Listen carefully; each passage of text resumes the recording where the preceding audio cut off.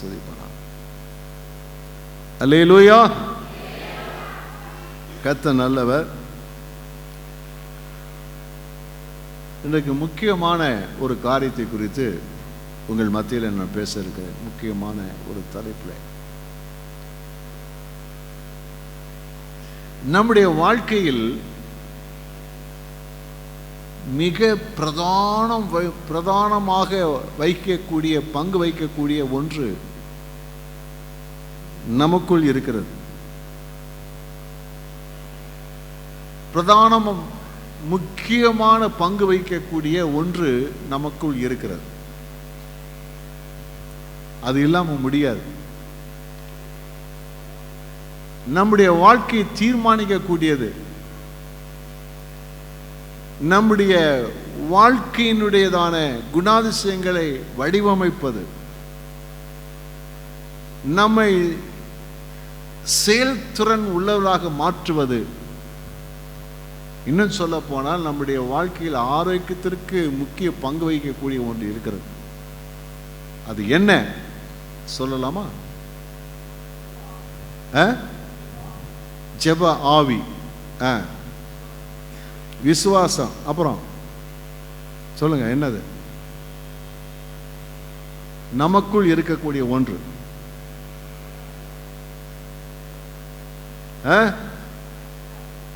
சத்தமா? பரிசுத்தம். பொதுவாக எல்லா மனிதருக்குள்ள இருக்கக்கூடிய ஒன்று தான் நான் கேட்கிறேன்.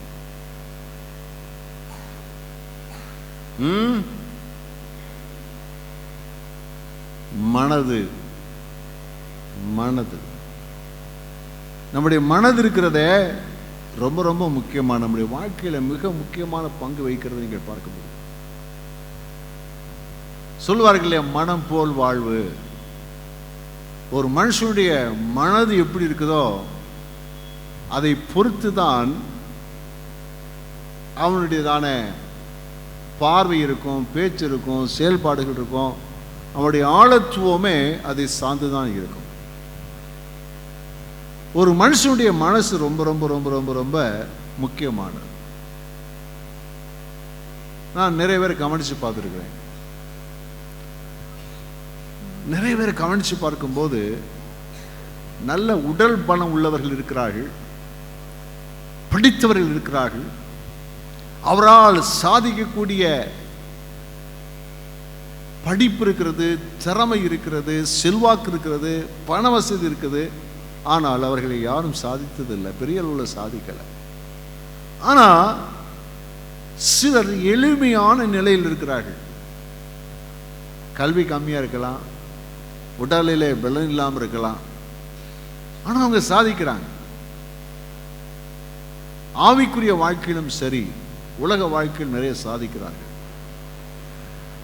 அதுக்கு காரணம் என்னவென்று சொன்னால், அவருடைய மனது எப்படி இருக்கிறதோ அதை போல் ஒரு வாழ்க்கை இருக்கிறது.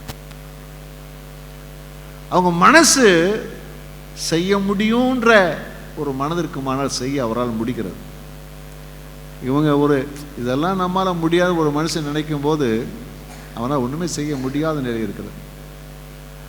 ஆக மனது என்ன செய்ய சொன்னால் ரொம்ப முக்கியமானது என்று சொல்லி நம்ம பார்க்கிறோம். இதில் ஒரு கிறிஸ்தவனுடைய மனது அது எப்படிப்பட்டது, அது தேவன் எப்படி வைத்திருக்க விரும்புகிறார், இது மனது சரியா இருந்தால் எல்லாமே சரியா இருக்கும். நம்முடைய மனதை நாம் சரியா வைத்துக் கொண்டால் பார்வை சரியா இருக்கும், சிந்தை சரியா இருக்கும், பேச்சு சரியா இருக்கும், செயல்பாடுகள் சரியா இருக்கும். எல்லாவற்றிலும் என்ன செய்யும், ஒரு பெரிய மாற்றங்களை நாம் பார்க்க முடியும். அப்போ ஆண்டவர் நம்முடைய வாழ்க்கையில் என்ன தேவைன்னு சொன்னால், நம்முடைய மனது முக்கியப்படுத்தப்பட வேண்டும்.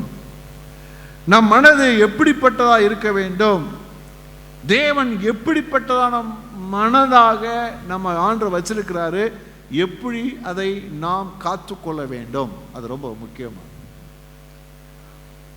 அதில் விசேஷமாக ஒரு தேவ பிள்ளையினுடைய, ஒரு விசுவாசியுடைய, கிறிஸ்தவனுடையதான மனசு அது எப்படிப்பட்டது என்று சொன்னார். ரோமர் 12:2 நாம் வாசிக்கிறோம். ரோமர் 12:2. நீங்கள் இந்த பிரபஞ்சத்திற்கு ஒத்த வேஷம் தெரியாமல் தேவனுடைய நன்மையும் பிரியமும் பரிபூரணமுமான சித்தம் இன்னதென்று பகுத்தறியத்தக்கதாக உங்கள் மனம் புதிதாகிறதினாலே மறுரூபமாகுங்கள். புதிதாக்கப்பட்ட ஒரு மனது, உங்களுக்கும் எனக்கும் தேவன் கொடுத்திருக்கிற ஒரு மனது இருக்கிறதே, இந்த மனது எப்படிப்பட்டதுன்னு சொன்னா உலக மனுஷனுடைய மனதை போன்றது அல்ல. உலக மனுஷனுடைய மனதிற்கும் நம்முடைய மனதிற்கும் நிறைய வித்தியாசம் இருக்கிறது. நம்முடைய மனசு எப்படி சொன்னா புதிதாக்கப்பட்ட ஒரு மனது.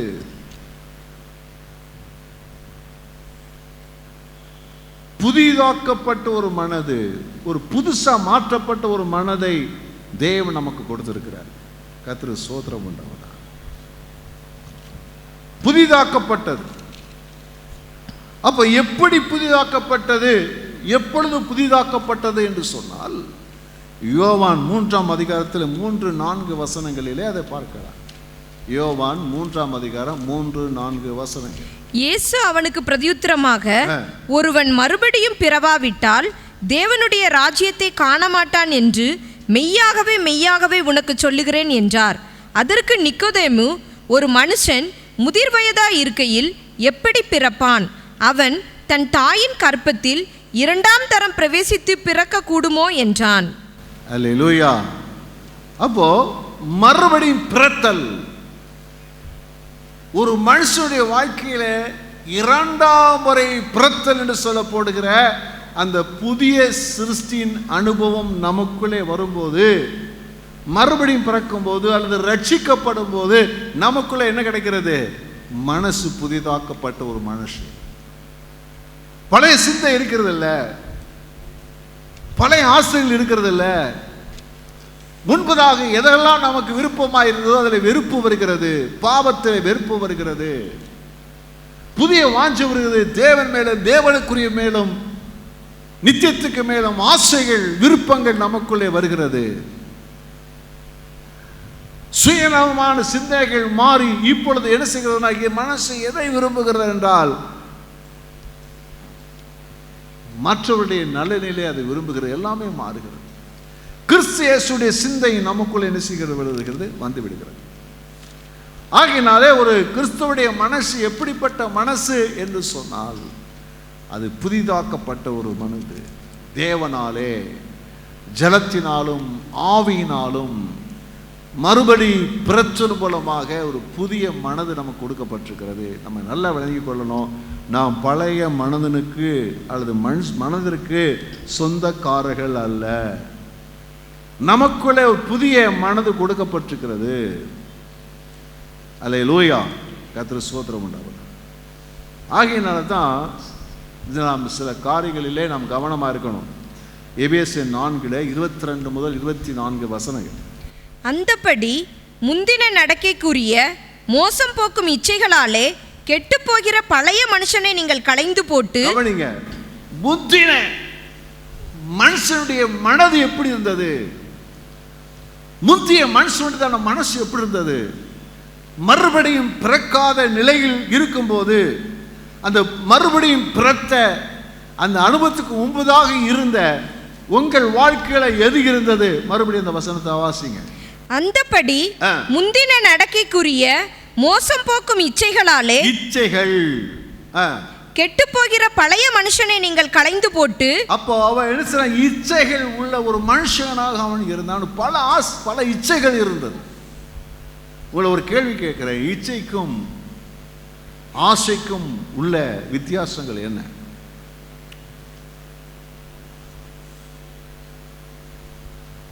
இச்சைக்கும் ஆசைக்கும் உள்ளதான வித்தியாசம் என்ன என்று கேட்போமானால், அனுமதிக்கப்பட்ட எல்லாவற்றிலும் மேலும் வரக்கூடிய ஆசை இருக்குதே, அதெல்லாம் ஆசைதான், சாதாரண ஆசைதான். ஆனால் எதெல்லாம் தடை செய்யப்பட்டிருக்கிறதோ அதைகள் மேலே ஆசைகள் இருக்குமானால் அதுதான் இச்சை. எல்லாம் ஒரு அளவு தான். சாப்பிடணும், சாப்பாட்டில் ஆசை இருக்கிறது தப்பு இல்லை. ஆனால் அதை இன்னும் சாப்பிடணும் அதையே இச்சைகள் உலகத்திலே அனுபவிப்பதற்கு என்று கர்த்தர் அநேக காரியங்களை வச்சிருக்கிறார். இதெல்லாம் நமக்கு உரியவைகள். ஆனால் தடை செய்யப்பட்ட மற்றவர்களுடைய அந்த பொருட்கள் மேலே, மற்றவர்கள் மேலே நமக்கு ஆசைகள் வரும்போது அது என்னன்னு சொன்னா இச்சையா இருக்கிறது. அப்போ அந்த இச்சைகள், அந்த பழைய மனுஷன் எப்படிப்பட்டவனா இருந்தான்னு சொன்னா இச்சைக்குரிய ஒரு மனுஷனா இருந்தான். அவனுக்கு இச்சை எதெல்லாம் தடை செய்யப்பட்டதுல கூடாது, அது மேல ஆசை இருந்தது. ஆனா இப்போ நீங்க யாரு? நீங்கள் புதிய மனது, தேவனால் கொடுக்கப்பட்ட புதிய மனது, புதிதாக்கப்பட்டதான ஒரு புதிய மனதை உடையதான புதிய சிருஷ்டியாக கர்த்தர் வச்சிருக்கிறாரு. ஆக நம்ம என்ன செய்யணுமா? அவனை என்ன செய்யணுமா? களைந்து போடுங்க, தூர போடுங்க. அது நமக்கு சொந்தம் அல்ல, உங்களுக்கு சொந்தமானது அல்ல. அப்படிப்பட்ட ஒரு எண்ணம் வருமானால் அது தூர களைந்து போடுங்க. அது உங்களுக்கு சொந்தமானது அல்ல. ரட்சிக்கப்பட்ட மனுஷனுக்குரியதான அந்த விருப்பம் அல்ல, ஆசை அல்ல, அது இச்சை. தொடர்ந்து வாசிங்க. உங்கள் உள்ளத்திலே புதிதான ஆவியுள்ளவர்களாகி மெய்யான நீதியிலும் பரிசுத்தத்திலும் தேவனுடைய சாயலாக சிருஷ்டிக்கப்பட்ட புதிய மனுஷனை தரித்துக் கொள்ளுங்கள். இந்த புதிய மனுஷனாக அந்த தகுதியோடு நடந்து கொள்ளுங்கள். எது நீதியோ, எது பரிசுத்தமானதோ அதையே சிந்திங்க, அதை மனசுல நினைங்க. அதை தான் சொல்லியிருக்கிறது. நம்முடைய மனது புதுப்பிக்கப்பட்ட ஒரு மனது. இந்த மனதை நம்ம காத்துக்கொள்ள வேண்டும். அந்த புதிதாக்கப்பட்ட மனதை எந்த நிலையிலும் காத்துக்கொள்ள வேண்டும்.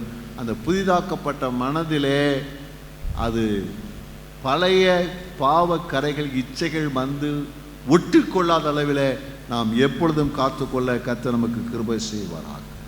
அல்லேலூயா, கர்த்தருக்கு ஸ்தோத்திரம் உண்டாகட்டும். அப்போ தேவனுடைய பிள்ளைகளுடையதான அந்த மனது எப்படிப்பட்டதா இருக்க வேண்டும் என்றால், அல்லது எப்படி இருக்கிறது என்று சொன்னால், அங்கே வாசிக்கிறோம் மத்தேயு 5:8. இருதயத்தில் சுத்தமுள்ளவர்கள் பாக்கியவான்கள், அவர்கள் தேவனை தரிசிப்பார்கள். அவர்கள் எப்படிப்பட்டதான இருதயம், மனசு உள்ளவர்கள் சொன்னா தூய மனது அல்லது பரிசுத்தமான ஒரு மனது. நம்முடைய மனசு எப்படி இருக்கணும், அல்லது எப்படி கர்த்தர் வச்சிருக்கிறார்? நாம் பரிசுத்தமாக்கப்பட்டோம். என்றைக்கு நாம் கர்த்தரை தேடினோமோ, கர்த்தரை சந்தித்தோமோ, கர்த்தரிடத்தில் வந்தோமோ, அப்பொழுது ஆண்டவர் எல்லாவற்றையும் தம்முடைய இரத்தத்தினாலே கழுவினார். சிந்தைகள், எண்ணங்கள், விருப்பங்கள், ஆசைகள், பழைய எல்லாவற்றையும் அவருடைய இரத்தத்தாலே கழுவி கர்த்தர் முழுமையை செய்தார சுத்தமாக்கிட்டார். அப்போ நம்முடைய இருதயம் அல்லது நம்முடைய மனசு எப்படிப்பட்டதா இருக்கிறது என்று சொன்னால், ஒரு பரிசுத்தமுள்ளதான ஒரு ஒரு ஒரு மனதாக என்ன செய்கிறது இருக்கிறது. கர்த்தர் ஸ்தோத்திரம் உண்டாவதா. இதுல எதுதான் இருக்கணும்? பரிசுத்தத்துக்கு அடுத்தவைகள் தான் இருக்க வேண்டும். அதுல எல்லளவும் கொஞ்சம் கூட அந்த பரிசுத்தத்துக்கு தரம் தாழ்ந்த எதையும் அந்த மனதிலே கொண்டு வரக்கூடாது. தேவன் நம்ம எப்படி வச்சிருக்கிறாரோ அப்படி வாழ்ந்து கொள்ள வேண்டும், அப்படி இருக்க வேண்டும். அப்போ வர்றதுக்கு வாய்ப்புகள் இருக்கிறது. பார்க்கறது, கேட்கறது, இதெல்லாம் பல காரியங்கள் அந்த இருதயத்துக்குள்ளே, மனசுக்குள்ளே நம்மை தீட்டுப்படுத்தக்கூடிய ஒன்று வருகிறது. ஆகையினாலே நம்முடைய மனதை, நம்முடைய சிந்தையை எப்பொழுது நினைத்து கொள்ள வேண்டும் என்றால் பரிசுத்தத்தோடு காத்துக்கொள்ள வேண்டும். மிக மிக அவசியம். ஆண்டு சொல்றார் இல்லையா, நீ நான் ஆராதிப்பா, நல்லா ஆராதி, ஆவியோடு உண்மையோடு. ஆனா அதுல கவனம் என்ன சொன்னா, அந்த காலம் முதற்கொண்டு, பழைய ஏற்பாட்டு காலம் முதற்கொண்டு இந்த காலம் வரைக்கும் கர்த்தர் நமக்கு சொல்றது என்னன்னு சொன்னா, நீ என்ன ஆராதிக்கணும்னா ஒரு காரியம் செய்யணும். என்ன செய்யணும்? பரிசுத்த அலங்காரத்தோடே என்னை ஆராதிக்க வேண்டும். கைவைத்து அல்லே சொல்லுவோமா? ஹல்லேலூயா, கர்த்தருக்கு ஸ்தோத்திரம் உண்டாவதாக. இன்றைக்கு பெண்களுக்கெல்லாம் பல அலங்காரம் இருக்கிறது, பல அலங்காரம் இருக்கிறது. ஒரு காலத்தில் என்ன சொல்லுவாங்கன்னா, பெண்களுக்கு தான் அலங்காரம் பண்ணுவதற்கு பியூட்டி பார்லர்ஸ் போவார்கள். இப்பொழுது பாய்ஸும் நிறைய பியூட்டி பார்லர்ஸ் போகிறாங்க. இப்போ என்ன சொல்கிறாங்கன்னா, அந்த பார்லர்ஸ் சொல்லும்போது இருவருக்கும் சேர்த்தே பார்லர்ஸ் வச்சுருக்குறாங்க. அவங்க என்ன செய்கிறாங்கன்னா, அழகுக்கு ரொம்ப கவனம் செலுத்துகிறாங்க. நீங்கள் பாய்ஸ் மண்டையெல்லாம் பார்த்தீங்கன்னா தெரியும் அவங்க எவ்வளோ கவனம் செலுத்துகிறாங்க. தலையை பார்த்தா தெரியும் நல்லா கவனம் எவ்வளோ நல்லா செலுத்துகிறாங்கன்னு பாருங்கள். ஆனால் நமக்கு தேவன் கொடுத்திருக்கிற அலங்காரம் என்ன? தேவன் நமக்கு கொடுத்திருக்கிற அலங்காரம் என்ன? நம்முடைய அலங்காரம் ஆண்டவர் சொல்ற, என்னை ஆராதிக்க நீ வரும்போது பரிசுத்த அலங்காரத்தோடு என்னை ஆராதிக்க வான்னு சொல்கிறேன். அப்போ ஆண்டவரை ஆராதிக்கும் போதே நம்மகிட்ட என்னத்தை எதிர்பார்க்குறாருன்னா, நீ எப்படி ட்ரெஸ் போட்டிருக்கிற, என்ன அலங்காரம், அதெல்லாம் ஆண்டவர் பார்க்குறது. எதை பார்க்குறது? எனக்கு அலங்காரம் உள்ளத்தில் பரிசுத்தம் இருக்க வேண்டும். அப்போ நம்முடைய சிந்தனை, நம்முடைய மனசு எப்படி இருக்க வேண்டும் என்று சொன்னால், அந்த மனதை நாம் தூய்மையாய் காத்துக்கொள்வதற்கு அப்போ ஒரு மனுஷனை குறித்து சொல்றார், கிரேத்தியா தீவார் ஓயா பொய்யர் பெருவயிற்று சோம்பேறிகள். அப்போ பவுல் சொல்றாரு, அவங்களுக்கு ஒரு சர்டிபிகேட் கொடுக்குறாரு. ஓயா பொய்யர் பெருவயிற்று சோம்பேறிகள். ஏன் சொல்றாரு? ஏன்னா அவங்க நினைவு பூரா இதெல்லாம் இருக்கு, மனசு இதெல்லாம் இருக்குது. எதை சாப்பிடலாம், என்ன சாப்பிடலாம், எந்த கடையில் என்ன சாப்பாடு இருக்குது, அதுதான் இருந்திருக்குது. ஆனால் நம்முடைய சிந்தைகள் நாம் சரியாக காத்துக்கொள்ள வேண்டியது அவசியமாக இருக்கிறது. நம்முடைய மனது எப்பொழுதும் தூய்மையாக இருக்க வேண்டும். அதை இருக்கிறதுக்கு வழி என்ன? பிலிப்பியர் 4:8 சொல்லியிருக்கிறது. கடைசியாக சகோதரரே, உண்மையுள்ளவைகள் எவைகளோ, ஒழுக்கமுள்ளவைகள் எவைகளோ, மனசுக்குள்ள எதை வைக்கணும் பாருங்க. உங்க மனசுக்குள்ள எதை வைக்கணும், எது இருந்தா உங்க தூய்மையை பரிசுத்தத்தை நீங்க காத்துக்கொள்ள முடியும். உங்க மனசுக்குள்ள எதை வைக்கணும், எதை வைக்கணும். வைக்க கூடாதுன்னு நிறைய காரியம் இருக்குது நமக்கு தெரியும். ஆனா எதை வைக்கணும், மனசுக்குள்ள எதை வைக்கணும் வாசிங்கம்மா. உண்மையுள்ளவைகள் எவைகளோ, எது உண்மையோ அத மனசுல வையே. அப்புறம் ஒழுக்கமுள்ளவைகள் எவைகளோ, எது ஒழுக்கமோ அத மனதுல வையே. நீதி உள்ளவைகள் எவைகளோ, எது நீதியோ அத மனசுல வையே. கற்புள்ளவைகள் எவைகளோ, எது உன்னுடைய பரிசுத்தத்தை காத்துக்கொள்ளக்கூடிய கற்புள்ள தன்மை இருக்குதோ அத மனசுல வையே. அன்புள்ளவைகள் எவைகளோ, எது அன்புள்ளதோ அத மனசுல வையே. நற்கீர்த்தி உள்ளவைகள் எவைகளோ, எது நற்கீர்த்தியோ அத மனதுல வையே. புண்ணியம் எதுவோ, எது புண்ணியத்தை கொண்டு வருமோ அத மனசுல வையே. புகழ் எதுவோ, எது உனக்கு புகழை கொண்டு வருமோ அத மனசுல வை. இதெல்லாம் மனசுல வை சொல்ற. இதத்தான் தொடர்ந்து வாசிங்கம்மா. அவைகளையே சிந்தித்துக் கொண்டிருங்கள். அதையே மனசுல வச்சு சிந்திச்சு கொண்டே இரு. ஒரு அலையிலேயே சொல்லுவோமா, ஒரு கேள்வி, இதையே சிந்திச்சுட்டு இருக்கணும்னு வச்சுங்களேன், ஏதாவது தப்பு தண்டை நம்ம வாழ்க்கையில வருமா, பாவம் வருமா? அனைவருக்கு போராட்டம் இருக்கிறது, பரிசுத்தத்துக்கு ஏதுவான போராட்டம் இருக்கிறது. மனது அங்கிங்கும் பாயுது, பரிசுத்தமா வாழ முடியலேன்ற ஒரு தவிப்பு இருக்கிறது. ஆனால் அந்த மனதை சுத்தம் பண்ணி அது இருக்கக்கூடிய தேவையில்லாதெல்லாம் வெளியேற்றிட்டு இதெல்லாம் உள்ள வச்சு இதையே தியானித்து கொண்டிருந்தால் 100% அதுக்கு நமக்கு கேரண்டி என்னன்னு சொன்னா, பாவம் உள்ளே வராது.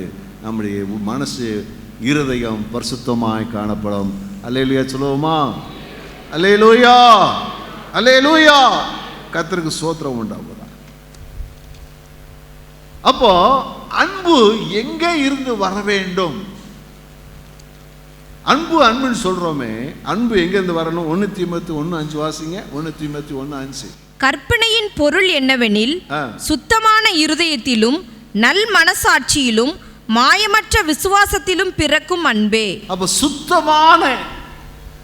அந்த சுத்தமான இருதயத்திலிருந்து வர்ற அன்பு இருக்குதே, அதான் உண்மையான அன்பு. அப்ப இதை இருக்கும் போதுதான் ஒரு உண்மையான அன்பை வெளியே வரும்.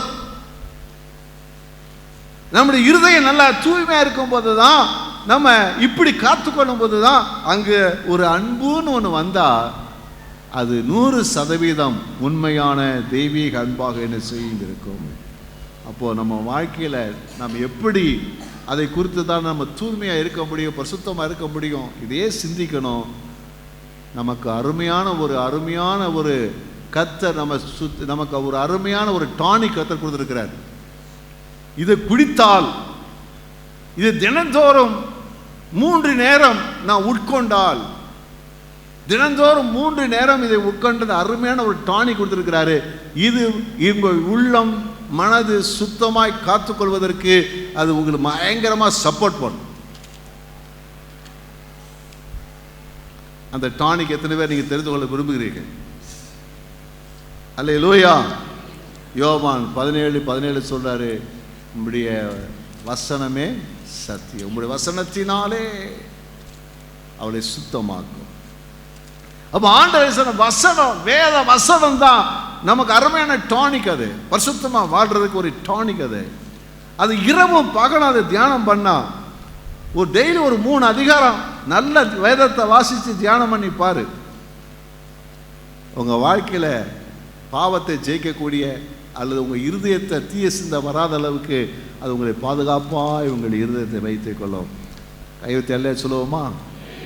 யாரெல்லாம் அந்த டானிக் வாங்க விரும்புகிறீர்கள்? அல்லேலூயா. கையில் தான் இருக்குது, இது ஓப்பன் பண்ணி என்ன செய்யணும்? ஆமாம், அவ்வளோதான், சிம்பிள் தான். கர்த்தருக்கு துதியும் ஸ்தோத்திரமும் மகிமையும் உண்டாவதான். ஆக தேவன் இப்படிப்பட்ட அற்புதமான நிலையிலே நம்முடைய மனதை வச்சிருக்கிறாரு. அந்த நிலையில் உள்ளதை நாம் காத்துக்கொள்வது தான் நம்முடைய பொறுப்பு, வேற ஒண்ணுமே கிடையாது. தேவன் நம்ம மனசை தூய்மையாக்கிட்டார், பரிசுத்தமாக்கிட்டாரு. அந்த தூய்மை நிலையை காத்துக்கொள்வதற்கு தான் ஆண்டவர் நம்ம எதிர்பார்க்கிறார். கர்த்தருக்கு ஸ்தோத்திரம் உண்டாவதா. தீத்து 1:15 வாசிப்போமா? சுத்தமுள்ளவர்களுக்கு சகலமும் சுத்தமாயிருக்கும், அசுத்தமுள்ளவர்களுக்கும் அவிசுவாசம் உள்ளவர்களுக்கும் ஒன்றும் சுத்தமாயிராது.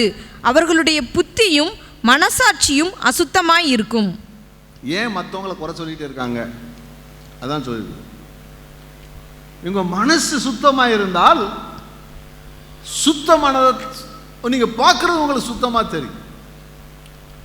ஆனால் உங்கள் மனசு கெடுக்கப்பட்டிருந்தால் நீங்க பார்க்கறதெல்லாம் கெட்டதாக தான் தெரியும். ஆமீன் சொல்லுவோமா? நீங்க யாராவது நீங்க கண் டாக்டர்கிட்ட போயிட்டு வரும்போது டாக்டர் சொல்ற கொஞ்ச நாளைக்கு கருப்பு கண்ணாடியை போட்டுங்க, வெயில் படாமல் வெளிச்சம் படாமல் சொல்லும்போது நீங்கள் கண்ணாடி போட்டுக்கொள்கிறீர்கள். ஞானம் உள்ளவர்கள், புத்தி உள்ளவர்கள் கண்ணாடியை போட்டுக்குவாங்க. கண்ணாடி போட்டுக்கிறீங்க. கண்ணாடி போட்டவொடனே எல்லாம் எப்படி தெரியுது? எப்படி தெரியுது? கருப்பாக தான் தெரியுது. ஏன்? கண்ணாடி.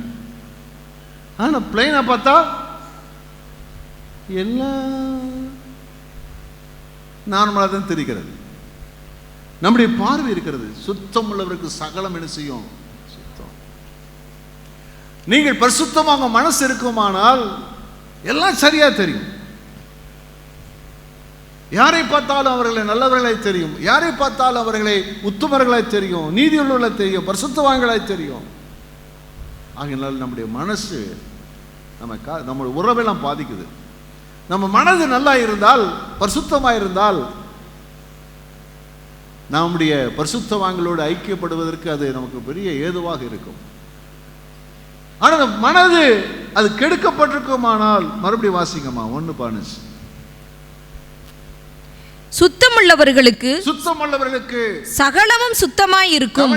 உங்க மனசு சுத்தமா இருந்தா உங்களுக்கு எல்லாமே சுத்தமா தான் தெரியும். அப்புறம் அசுத்தமுள்ளவர்களுக்கு அவிசுவாசம் உள்ளவர்களுக்கும், அப்புறம் என்னது? அவிசுவாசம் உள்ளவர்களுக்கு ஒன்றும் சுத்தமாயிராது. புறஜாதிகளை குறித்து ஆண்டவர் சொல்றார், பவுல் சொல்றார், அவங்களுக்கு எல்லாமே தப்பா தெரியுது. ஏன் தெரியுது? அவங்க எல்லாம் தப்பா இருக்கிறாங்க, அதனால தப்பா தான் தெரிகிறது. ஆக நம்ம மனதை காத்துக்கொள்ள வேண்டிய பொறுப்பு நம்மை சார்ந்தது. அல்லேலூயா.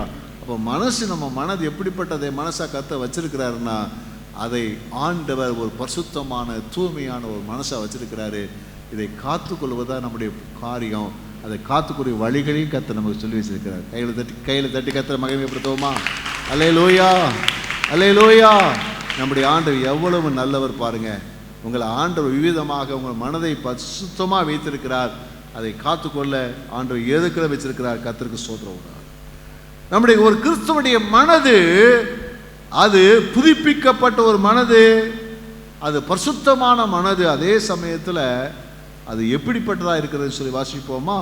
அது தாழ்மை இல்லை ஒரு மனது, தாழ்மை. இயேசு கிறிஸ்துவை குறித்து சொல்லியிருக்கிறது பிலிப்பியர் 2:3 வரைக்கும். ஒன்றையும் வாதினாலாவது வீண் பெருமையினாலாவது செய்யாமல் மனத்தாழ்மையினாலே ஒருவரை ஒருவர் தங்களிலும் மேன்மையானவர்களாக எண்ண கடவீர்கள். போதும். அப்போ என்ன சொல்லியிருக்குன்னு சொன்னால், எப்படி இருக்கணுமா? நம்ம மனதில் நாம் எப்படி எண்ணிக்கொள்ள வேண்டும் என்றால், நாம் நம்மிலும் மற்றவர்களை பெரியவர்களாக எண்ணிக்கொள்ள வேண்டும், கனத்துக்குரியவர்களாக எண்ணிக்கொள்ள வேண்டும். தொடர்ந்து வாசிங்க. அவனவன் தனக்கானவைகளை அல்ல பிறருக்கானவைகளையும் நோக்குவானாக. கிறிஸ்து இயேசுவில் இருந்த சிந்தையே உங்களிலும் இருக்க கடவது. அவர் தேவனுடைய ரூபமாயிருந்தும் தேவனுக்கு சமமாயிருப்பதை கொள்ளையாடின பொருளாக எண்ணாமல் தம்மை தாமே வெறுமையாக்கி அடிமையின் ரூபம் எடுத்து மனுஷர் சாயலானார்.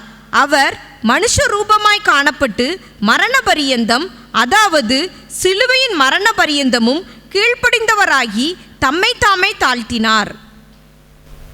அல்லேலூயா. இயேசு கிறிஸ்துவை கற்பனை பண்ணியே பார்க்க முடியல நம்மால. அவர் எப்படி தன்னை தாழ்த்தினார்ங்கிறது, அந்த தாழ்மையை நம்மால் புரிந்து கொள்ள முடியாத அளவுக்கு அவருடைய தாழ்மை இருக்கிறது. தேவன், அவர் தேவன், சகலத்தை உண்டாக்கினவர், வார்த்தையானவர். அவர் மாம்சமாகி அவர் நம்மிடத்திலே வாசம் பண்ணார். எப்படிங்க வர முடிஞ்சது? அவ்வளோ உயர்ந்த தேவன் ஒரு சாதாரணமான ஒரு மனிதனாக இந்த உலகத்திலே ஒரு பெண்ணுடைய வயிற்றில் வந்து தங்குவது என்று சொல்வது கற்பனைக்கு எட்டிய ஒரு காரை கிடையவே கிடையாது.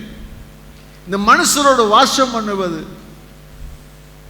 மனுஷனுடைய நிந்தைகளை அவமானங்களை ஏற்றுக்கொள்வது, அவர்களாலே பாடுபடுத்தப்படுவது, அவமானப்படுத்தப்படுவது, சித்திரவதை செய்யப்படுவது, இதெல்லாம் கற்பனை பண்ண நம்மள முடியுதா? எப்படி ஏற்றுக்கொண்டார்? ஏன்னா அவருடைய மைண்டில் இருந்ததுன்னு சொன்னார், பிதாவின் திட்டத்தை நிறைவேற்ற வேண்டும், அதற்காக எதையும் அவர் சாதித்துக் கொண்டார். பிதாவானவர் என்னை விதமாக அனுமதித்திருக்கிறார், அவருடைய திட்டத்தை நிறைவேற்றுவதற்காக நான் எதையும் செய்ய ஆயத்தம் என்ற நிலையில் இருக்கும்போது எல்லாவற்றையும் அவர் தேவன் என்பதை அவர் நினைவுபடுத்திக் கொள்ளவில்லை. தேவன் என்பதை நினைத்து அவர் கோபம் கொள்ளவில்லை. தேவன் என்பதை நினைத்து அவர் எரிச்சல் அடையவில்லை. எல்லாத்தையும் சகிச்சுக்கிட்டார். அப்போ அந்த ஆவியினவர் தான் நமக்குள்ள வாசம் பண்றார். அந்த ஆவியினாலே நாம் மறுபடி புதுப்பிக்கப்பட்டிருக்கிறோம். அந்த புதுப்பிக்கப்பட்ட மனது கிறிஸ்து நமக்குள்ளே வாசம் பண்ணுகிறபடியினாலே அந்த சிந்தை தான் நமக்குள்ள இருக்க வேண்டும். எந்த சிந்தை? அந்த சிந்தை கிறிஸ்து இருக்கக்கூடிய அந்த தாழ்மை சிந்தை தான் நமக்குள்ள இருக்க வேண்டும். நான் சொல்றது சரியா இல்லையா? சரியா இல்லையா? மறுபடியும் பிறந்த ஆவியினாலும் ஜலத்தினாலும் பிறக்கப்பட்ட அந்த மனதை உடையவர்களாக இருக்கிற நமக்குள்ளே அந்த கிறிஸ்துவின் சிந்தை தான் நமக்குள்ள இருக்க வேண்டும். நமக்குள்ள பெருமை இருக்கக்கூடாது. நான் யார்,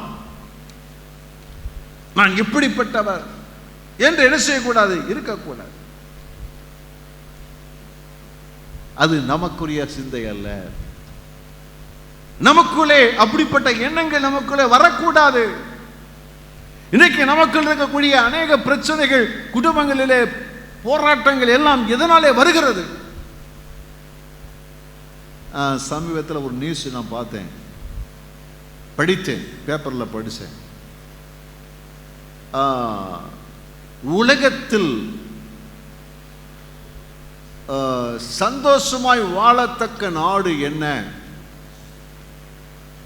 முதல் இடத்துல இருந்தது பின்லாந்து வருகிறது. பின்லாந்து, அப்படி சில நாடுகள்லாம் வருது. அதுல நம்முடைய நாடு 114வது இடத்துல வருகிறது நினைக்கிறேன்.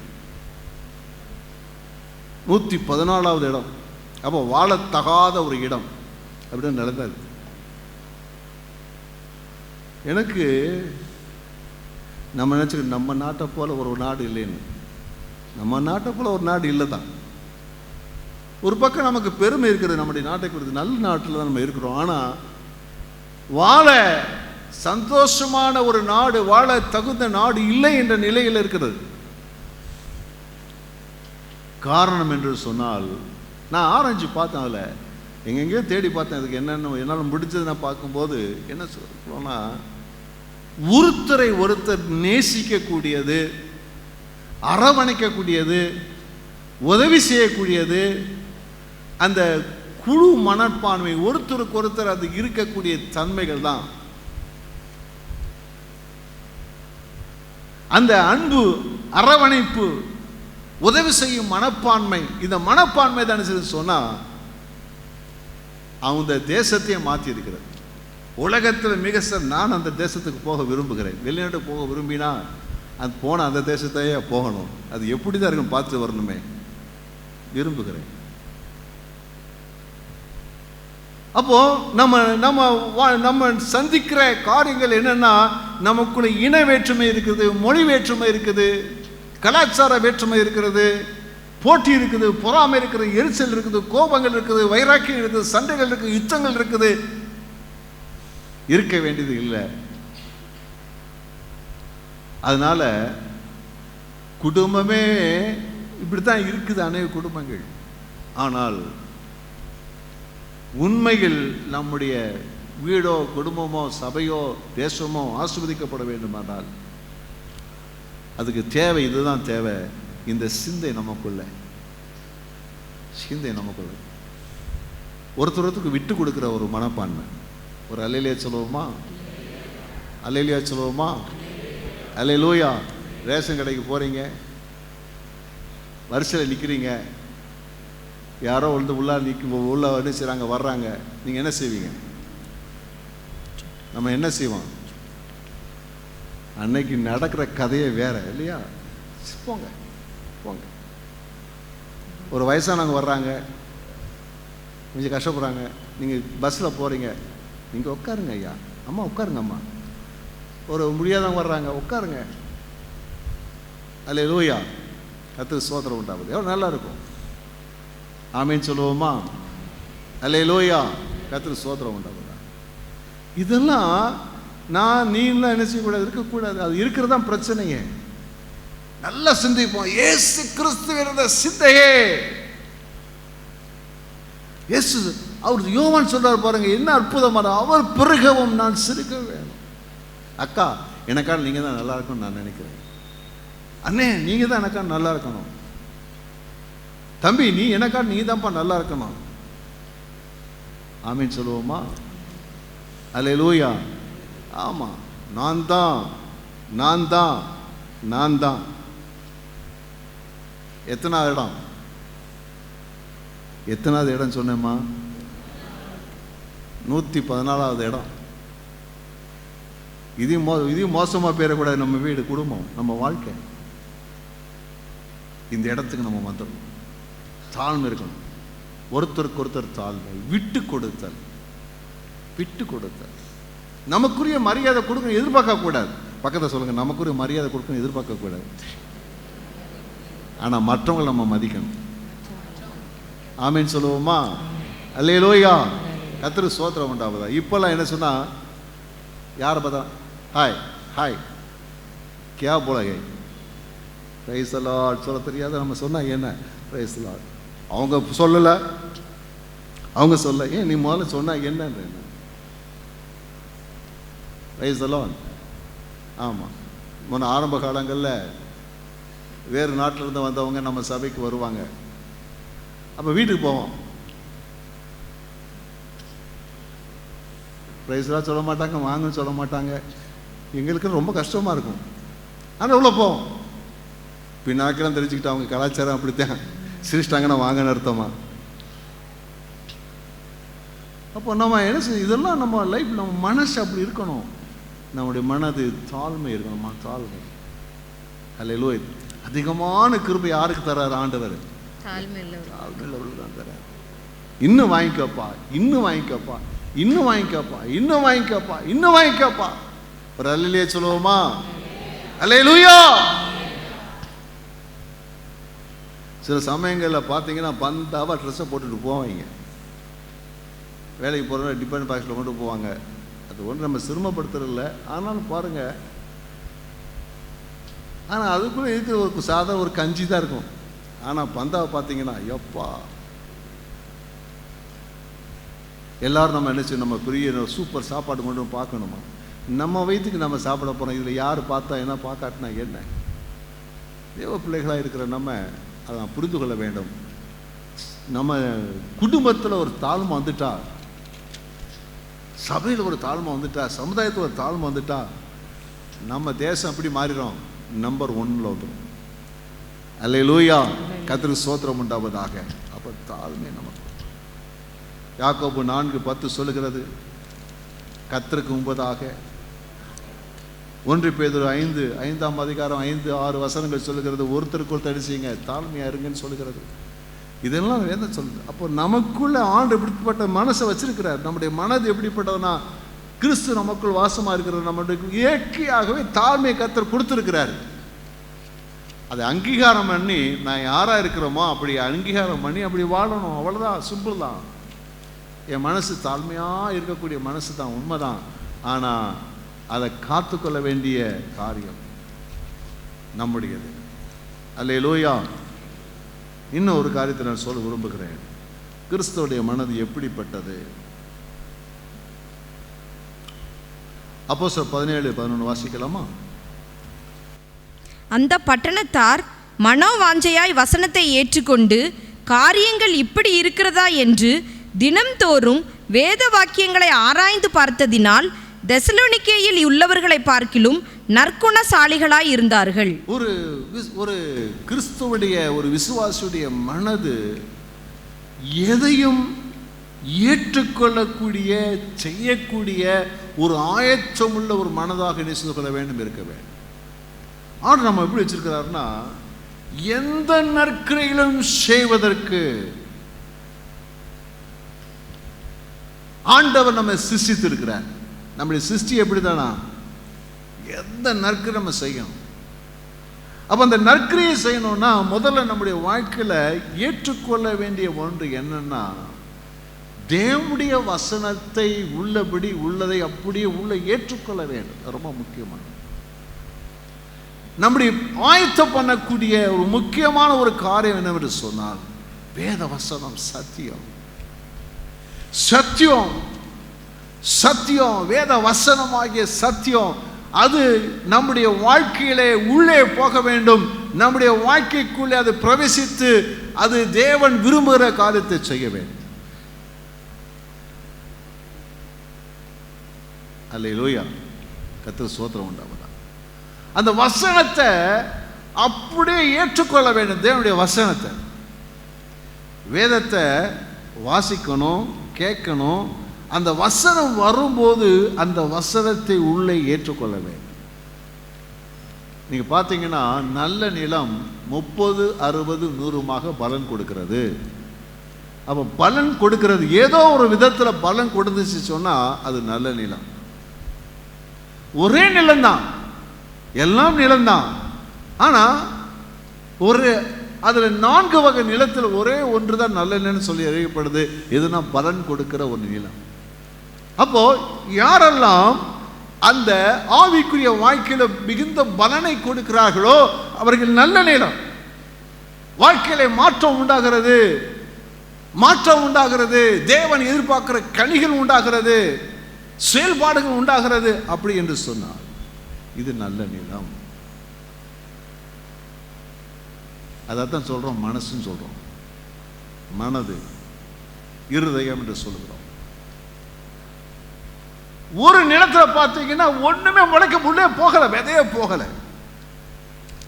அதுக்கு வறண்டு தான் கிடக்குது. ஏன்னா வசனம் உள்ள போக மாட்டேங்குது. வசனம் என்ன பிரசங்கம் பண்ணாலும் சரி, என்ன பிரசங்கத்தை கேட்டாலும் சரி, எத்தனை வசனத்தை வாசிச்சாலும் உள்ளே போக மாட்டேங்குது. ஏன்னா உள்ள போறதுக்கு அந்த நிலம் இடம் கொடுக்கல. ரொம்ப டேஞ்சர், ரொம்ப ஆபத்து. அந்த வசனம் உள்ள போகணும், உள்ள போகணும். அதே போல தேவன் அப்படிதான் படைச்சிருக்கிறார். அந்த பட்டணத்தார் அதை கேட்டபோது, வசனம் இப்படி இருக்குதா, இப்படி இருக்குதா, அல்லேலூயா சொல்லுவோமா? ஆமாம். பஞ்சத்தில் சாப்பாடு இல்லாமல் பஞ்சத்தில் அடிபட்டவனுக்கு வடை பாயாசத்தோட 12 வகை கூட்டை வச்சு சாப்பாடு கொடுத்தா எப்படி சாப்பிடுவான்? சே, அப்படி சாப்பிட்டுருக்குறான் அவன். வசனத்தை அப்படித்தான் ஏற்றுக்கொள்ள வேண்டும், அப்படிதான் ஏற்றுக்கொள்ள வேண்டும். இன்னொரு நிலம் இருக்குது, கற்பறையான நிலம். உடனே ஆவணம் அது நல்ல டக்கு டக்குன்னு ஏற்றுக்கொண்டாங்க. உபத்திரம் வந்ததுக்கு அப்புறம் உள்ள போக மாட்டேங்குது, பலன் கொடுக்கல. உபத்திரம் வந்து நான் ஐயோ இதெல்லாம் வேண்டாம்ப்பா, நம்ம எல்லாம் முடியாது.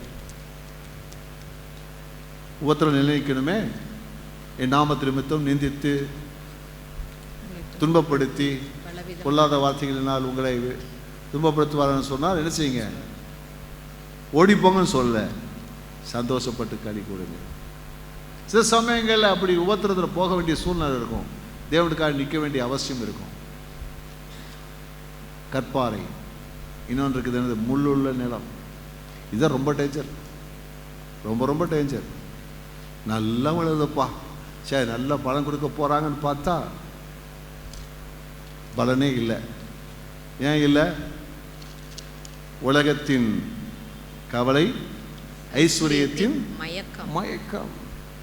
இந்நேரமும் அந்த இருதயத்தில் என்ன இருக்குது? எப்படியோ உள்ள கொண்டாந்து போட்டாச்சு. எதை? முள்ள கொண்டாந்து போட்டாச்சு. பக்கத்தை சொல்லுங்க, முள்ள தூக்கி போட்டுருங்க, முள்ள தூக்கி போட்டுருங்க. இன்னைக்கு நிறைய விசுவாசிகளுக்கு என்னச்சுன்னா இருதயத்தில் இருக்க முள் இருக்குது. நான் உங்களை சொல்ல மாட்டேன், பொதுவாக சொல்றேன். நான் நிறைய இருதயத்தில் என்ன இருக்குது? முள் இருக்குது. உலக கவலை, பண மயக்கம், ஐஸ்வர்யத்தின் மயக்கம். ஆமீன் சொல்லுவோமா? ஆமீன் வராதா? உண்மைதானா? பக்கத்தில் பாஸ்டர் சொல்ற உண்மையா இல்லையா கேளுங்க பார்ப்போம். பாஸ்டர் சொல்ற உண்மையா இல்லையா? உண்மையா இல்லையா? இருக்குல்ல, அதான் பலன் கொடுக்க முடியல. நம்ம இருதயம் நல்ல நிலம், கர்த்தர் அப்படிதான் வச்சிருக்கிறாரு, புதிதாக்கிட்டாரு. நல்ல பலன் கொடுக்கணும், ஆனா உள்ள போக மாட்டேங்குது, இடம் கொடுக்க மாட்டேங்குது. கண்டதெல்லாம் வருது போகுது, மனதில் ஒருமைப்பாடு இல்லை. இயேசுதான் வசனம்தான்ற இடத்துக்கு வரல. அப்பா எனக்கு பிரச்சனைப்பா, இதுக்கு மேலாம் வந்தா பிரச்சனைப்பா. அல்லேலூயா, கர்த்தர் சொல்றோம், சோத்திரம் உண்டாகும். எல்லாம் சொல்லுவாங்க, என்ன சொல்லுவாங்கன்னா, ஏய் சர்ச்சுக்கு போனியா வந்துரு, உளுத்துனா போகாத, அப்புறம் நிறைய பிரச்சனை வந்து போராட்டம் வரும். நம்ம பிசாசுக்கு வேறு வேலை இல்லை, நீ எங்கே போனால் அவன் பின்னாடி வந்து அவனுக்கு தொந்தரவு பண்ணிக்கிட்டு தான் அவனுக்கு வேலையா, அவனுக்கு வேற இல்லையா? அதில் ஒரு பிரச்சனை. இப்படி இல்லை, நிறைய காரியங்கள் வச்சுருக்குறாங்க. இப்போ பயம், எப்போ பார்த்தா எதுக்கு எடுத்தாலும் பயம். ரொம்ப டீப்பாக போகாத, இவருக்கு இருக்க தான் செய்கிறாங்க. முள்ளுள்ள நிலம், எப்போ பார்த்தாலும் கவலை தான். எனக்கு அது இல்லை, இது இல்லை, அது வேணும், இது வேணும், இப்படி வேணும், அப்படி வேணும், அப்படி வரணும், இப்படி வரணும். உலக கவலை, மற்றவங்க என்னை பற்றி என்ன நினைப்பாங்க. நமக்கு இருக்கிற பெரிய பிரச்சனை என்ன தெரியுமா? எப்படியோ வந்துருச்சு ஜனங்களுக்குள்ள, மற்றவங்க என்னை பற்றி நினைப்பாங்க.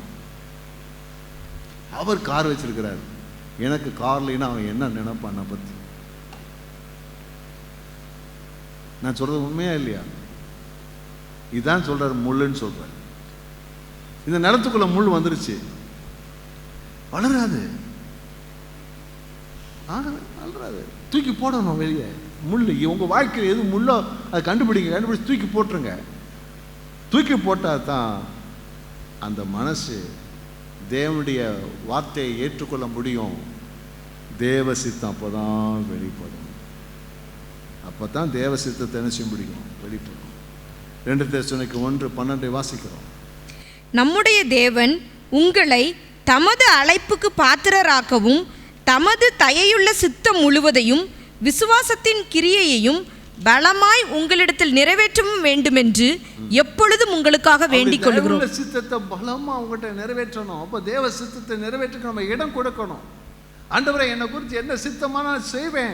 இன்னைக்கு ஒவ்வொரு வாரம் என்கிட்ட பேசுறீங்க, வசனத்தை வாசிக்க போது என்கிட்ட பேசுறீங்க, அதுக்கு செய்யறதுக்கு நான் ஆயத்தமா இருக்கிறேன். இந்த மனதை ஆயத்தம் பண்ணி வைத்துக் கொள்ள வேண்டும். ஆமீன் சொல்லுவோமா? அல்லேலூயா. தேவன் நம்முடைய உள்ளத்தில் என்ன பேசுறாரோ அதை செய்யறதுக்கு ஆயத்தம். என்ன பேசுறாரோ அதை நான் செய்யறதுக்கு ஆயத்தம். இந்த விஷயத்துல பாராட்டப்படத்தக்கதான் பழைய ஏற்பாட்டு புதிய ஏற்பாட்டில் உள்ளது ஆரம்ப சபை விசுவாசிகளாலும் சரி, ஊழியக்காரர்களாக இருந்தாலும் சரி, அவங்களும் ரொம்ப பாராட்டம், ஆச்சரியமா இருக்குது. ஆண்டவர் சொல்றாரு, ஏய் ஜெபம் பண்ணும்போது நான் பிரித்த ஊழியத்திற்கு, நான் தெரிந்து கொண்ட ஊழியத்திற்கு பிரித்து விடுங்கள். சபை பிரித்து விட்டுருச்சு, போயிட்டாங்க. எங்க போறோம் ஏது போறோம் தெரியாது, போனா போயிட்டாங்க. அல்லேலூயா சொல்லுவோமா? அல்லேலூயா சொல்லுவோமா? ஆவியானவர் சொல்றாரு, பிலிப்பை பார்த்து சொல்ற, பிலிப்பவே வனாந்திர மார்க்கமாக ஓடு.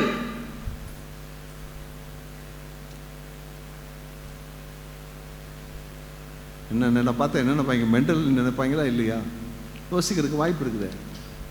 அவ தேவ சித்தத்தை வெளிப்படுது. போ, நல்ல விளைகளுங்க. யார் தேவன் பேசுவதற்கு, தேவன் பேசுவது கேட்டு நடப்பதற்கு யார் ஒரு ஆயத்தமா இருக்கிறாரோ அவங்ககிட்ட தான் கர்த்தரும் பேசுவார், நம்முடைய விருப்பத்தை சொல்லுவார்.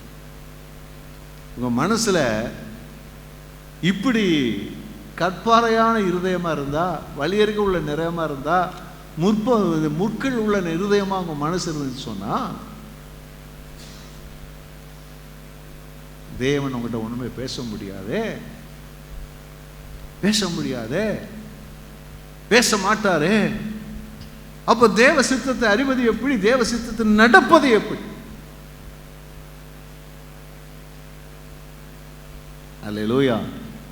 அப்ப தேவ சமூகத்தில் நிற்கும் போது தேவ சித்தத்தை செய்து முடித்துள்ள இருக்க வேண்டுமே. உங்க மனதை ஆயத்தப்படுத்துங்க. ஆண்டு உங்க மனசு அப்படித்தான் வச்சிருக்கிறாரு. தேவ சித்தத்தை நிறைவேற்றக்கூடிய நிலைகளை உங்க மனசை கர்த்தர் வச்சிருக்கிறார். உங்களை கொண்டு பெரிய காரியம் கர்த்தர் நிறைய காரியம் வச்சிருக்கிறார். ஆனா உங்க மனசு தேவன் பேசுவதை கேட்பதற்கு, அவர் சொல்வதை செய்வதற்கு உங்க மனதை எப்போதும் ஆயத்தமாக வைத்திருக்கிறேன். இதைத்தான் ஒரு பாஸ்டர் ஒரு சின்ன ஒரு இளம் வாலிப ஒரு தம்பிக்கு கற்றுக் கொடுத்தார். அது யாராருக்குன்னு நினைக்கிறீங்க? ஒரு சீனியர் பாஸ்டர் ஒரு இளம் பையனுக்கு கற்றுக் கொடுத்தார். ஆமா, அந்த சாமுவேலுக்கு ஆண்டவர் கற்றுக் கொடுத்தார். ஏலி கற்றுக் கொடுக்கிறார். அவனுக்கு கர்த்தர் பேசுறாரு தெரியல. அப்ப கற்றுக் கொடுக்கிறது, கர்த்தர் பேசுறாருப்பா, சொல்லும் அடியேன் கேட்கிறேன், சொல்லு. ஆமென். மூத்த விசுவாசிகள் இளம் விசுவாசிகளுக்கு இப்படி கற்றுக் கொடுக்க வேண்டும். கர்த்தர் எப்படி பேசுகிறார், அவருடைய வார்த்தையை எப்படி கேட்க வேண்டும், கேட்டு எப்படி நடக்க வேண்டும் என்று கற்றுக் கொடுக்க வேண்டும். ஒரு அல்லேலூயா சொல்லுவோமா? அல்லேலூயா. கற்றுக் கொடுக்க வேண்டும். அதான் நம்முடைய வாழ்க்கை முக்கியமானது. ஆக இப்படிப்பட்ட ஒரு ஆயத்தமான ஒரு மனதாய் நம்முடைய வாழ்க்கை இதயத்தை வைத்துக் கொள்ள வேண்டும், மனதை வைத்துக் கொள்ள வேண்டும். ஒரு 4 காரியம் சொன்னேன். ஒன்று, புதுப்பிக்கப்பட்ட ஒரு மனது, பரிசுத்தமான ஒரு மனது, தாழ்மையான ஒரு மனது, எந்த காரியத்தை செய்வதற்கு ஆயத்தமான ஒரு மனது. 4 காரியங்கள். இந்த மனதை கர்த்தர் நமக்கு அப்படித்தான் வச்சிருக்கிறார். நம்ம மனசு அப்படித்தான் வச்சிருக்கார். நம்முடைய மனது புதிதாக்கப்பட்டதாக, பரிசுத்தம் உள்ளதாக, தாழ்மை உள்ளதாக, தேவனுடைய காரியத்தை செய்வதற்கு எப்பொழுதும் ஆயத்தமாக இருக்கக்கூடிய மனதாக கர்த்தர் மாற்றி வச்சிருக்கிறார். ஆனால் அது இல்லைன்னு சொன்னால் அதில் என்ன பிரச்சனை? தேவன் நம்மகிட்ட பேசினார். அந்த பிரச்சனை எடுத்து போடுங்க. உங்கள் மனது தேவன் எப்படி வைத்திருக்கிறாரோ அப்படி இருக்கும். அந்த உள்ளத்திலே உள்ளது வெளியரங்கமாக பலன் கொடுக்கும். உங்கள் மனசு எப்படி இருக்கோ அப்படி உங்கள் வாழ்க்கை மாறிடும். உங்கள் மனசு எப்படி இருக்குதோ பார்வை மாறிடும், நட மாறிடும், சிந்தை மாறிடும், செயல் மாறிடும். உங்கள் வாழ்க்கையே மர்வமாயிரும். அல்லேலூயா. உங்கள் வாழ்க்கையே மர்வமாயிரும். அப்படிப்பட்டதாக இருக்க தான் கர்த்தர் விரும்புகிறார். அல்லேலூயா. எல்லாம் எழுதி ஜெபம் பண்ணுவோம். அல்லேலூயா, அல்லேலூயா. நம்ம மனசு தேவன் இப்படி தான் வச்சிருக்கிறார். அப்படியே இருக்க கர்த்தர் நமக்கு உதவி செய்வாராக. அல்லேலூயா. பரிசுத்தம், ஓ பரிசுத்தம், பரிசுத்தம், ஆஹா பரிசுத்தம், கர்த்தருக்கு பரிசுத்தம், கர்த்தருக்கு பரிசுத்தம், பரிசுத்தம், ஓ பரிசுத்தம், பரிசுத்தம், மகா பரிசுத்தம், கர்த்தருக்கு பரிசுத்தம், கர்த்தருக்கு பரிசுத்தம். உண்மையுள்ளவை எவைகளோ, ஒழுக்கமுள்ளவை எவைகளோ, உண்மையுள்ளவை எவைகளோ, ஒழுக்கமுள்ளவை எவைகளோ, கற்புள்ளவை எவைகளோ, அதையே சிந்திப்போம். கற்புள்ளவை எவைகளோ, அதையே சிந்திப்போம். பரிசுத்தம், ஓ பரிசுத்தம், பரிசுத்தம், பரிசுத்தம், பரிசுத்தம், ஓ பரிசுத்தம், பரிசுத்தம், மகா பரிசுத்தம், கர்த்தருக்கு பரிசுத்தம், கர்த்தருக்கு பரிசுத்தம். அல்லேலூயா. நம்முடைய மனசு எப்படிப்பட்ட மனது? புதிதாக்கப்பட்ட, பரிசுத்தமான, தாழ்மையுள்ள, எந்த காரியத்தையும் செய்ய, தேவ சித்தத்தை செய்ய ஆயத்தமாக்கப்பட்ட ஒரு மனது. அல்லேலூயா. அப்படியே வாழ, அப்படியே காத்துக்கொள்ள தேவ சமூகத்தை அர்ப்பணித்து நம்ம ஜெபம் பண்ண போகிறோம். அல்லேலூயா. எல்லா கையை உயர்த்தி, ஆண்டவரே எங்கள் மனதை புதிதாக்கி இருக்கிறீங்க, அப்படி வச்சிருக்கிறீங்க. கர்த்தர் எங்கள் மனதை ஆண்டவரே ஏன் அப்படி வச்சிருக்கிறீங்க? நாங்கள் அப்படிப்பட்டவராக இருக்கிறதுக்காக வச்சிருக்கிறீங்க. அதுக்காக உமக்கு நன்றி சொல்லுகிறோம். நாங்கள் இந்த நாட்களில் அப்படிப்பட்டவராய் விளங்கும்படி எங்கள் மனதை அவ்விதமாய் காத்துக்கொள்வதற்கு தொடர்ந்து நாங்கள் பிரயாசப்படுவதற்கு எங்களை அர்ப்பணிக்கிறோம். ஆண்டவரே உம்முடைய கிருபை, தயவு, இரக்கம் தொடர்ந்து எங்களை ஆளுகை செய்யட்டும். உம்முடைய பிள்ளைகள் வாழ்க்கையில் பெரிய காரியங்களை சாதிப்பதற்கு இந்த மனதை ஆயத்தப்படுத்திக் கொள்வதற்கு நீ உதவி செய்ய வேண்டும் என்று ஜெபம் எடுக்கிறோம். கர்த்தர் நாமத்தை நம்முடைய பிள்ளைகளை ஆசீர்வதிக்கிறோம். ஆசீர்வதிங்க இயேசுவின் நாமத்தின் நல்ல பிதாவே, ஆமென்.